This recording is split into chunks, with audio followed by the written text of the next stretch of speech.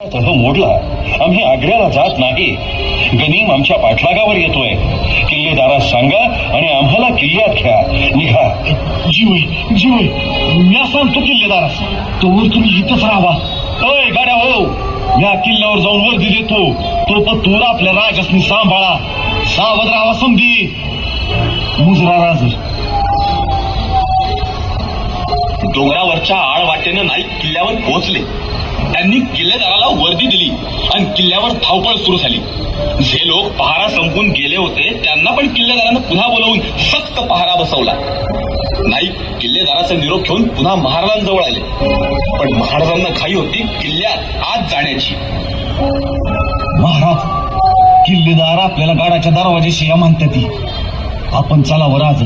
पाहिलं, किल्लेदार बोलावताय. चला. माझ्या मार्गांनो, म्या महाराजांसंग दरवाजाशी जातोया. तुम्ही समधी हित राहावा. गनिम येतोया. एकाला बी सोडू नका. जोराचे हात घाई करा. अरे बोला.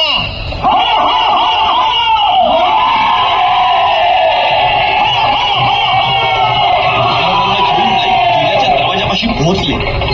रात्र चढत चालली होती. किल्ल्यात शिरण्याकरता महाराजांची घाई चालली होती. बाजी, हिरोजी आणि पंत हे सर्व शांतपणे पाहत होते.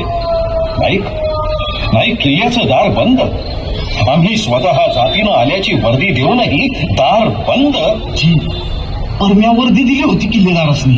किल्लेदार, दरवाजा उघडा. आमचा आणि मोघलांचा तह मोडला.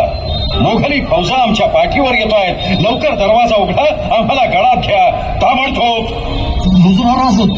नाही, ताबडतोब तुमचे सारे भिल्ल उठवून गडाच्या घेऱ्यात तीर कमानीचे आणि बंदुकीचे मोर्चे बसवा. लगेच निघा. दौडा. जी धनी. रामाजी, गड बुरुजांवर तोफा चढवा.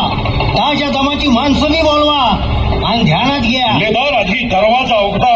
आम्हाला किल्ल्यात घ्या. माफी असावी राज, पण आपण आऊसाहेबांचा किंवा पंतप्रधानांचा लेखी हुकूम आणलाय का? नाही. आम्ही आग्र्याच्या वाटेवर असताना एकदम शत्रू आमच्या अंगावर आल्यानंतर आईच्या वेळी हुकूम कुठून आणावा? किल्ल्याचा दरवाजा उघडा. महाराज, रात्री अपरात्री आऊसाहेबांच्या किंवा 3 कारभाऱ्यांच्या हुकमा बिगड गडाचा दरवाजा उघडू नये असा आम्हाला हुकूम आहे. अरे पण हुकूम कोणाचा? आमचाच ना राज, पण आपला असा बी हुकूम आहे का खुद्द आपण आलात तरी सुद्धा विना परवाना गडाचे दरवाजे रात्री अपरात्री उघडू नयेत.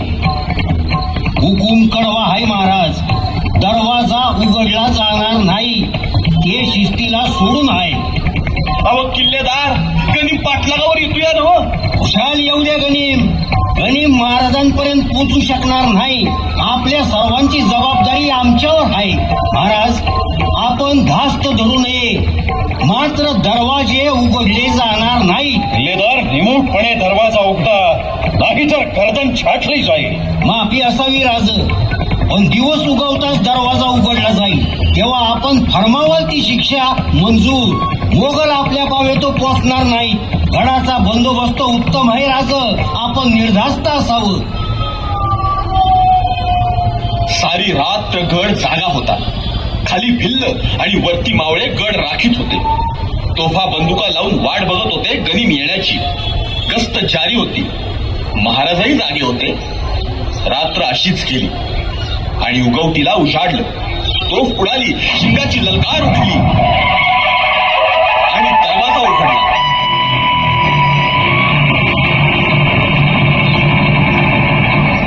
किल्लेदार, महाराज, म्या गुन्हेगार असन तर गर्दन उडवा. तोफीच्या तोंडी द्या, नाही तर कडेलोट करा. मात्र दिलेला हुकूम काटेकोरपणे पाळ असा आपणच बजावलं होतं. राज, राग धरला तोय आमच्यावर राज. नाही गड्या. अरे तुम्ही सारे आमचे जीवाभावाचे. रोहिडेश्वरावर बेलभंडार उधळून शपथ घेतली तेव्हापासूनचे साथीदार. या महाराष्ट्राचा संसार थाटायला जन्माला आला. तुम्ही सारे या मावळातलं सोनं. तुमच्या सारख्यांच्या इमानदारीवर, घामाच्या आणि रक्ताच्या थेंबावरच हे मराठे शाहीचं हिंदवी स्वराज्य उभं आहे. जोपर्यंत चंद्र सूर्य आसमंतात तोपर्यंत हा आपला भगवा फडकत राहिला पाहिजे. तहत तंजावर ते तहत पेशावर श्रींचं राज्य, हिंदवी स्वराज्य. तुमच्यातला स्वराज्याचा मावळा असाच अखंड जिवंत ठेवा. कारण तुमच्यातले हे धगधगणारे असंख्य मावळे हेच आपल्या स्वराज्याचे बुलंद बुरुज आहे.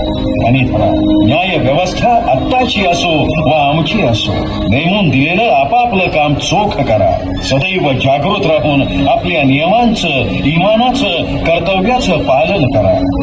कायदा, सुव्यवस्था आणि स्वराज्याची जबाबदारी आम्ही तुमच्या खांद्यावर दिली आहे, ती सांभाळा.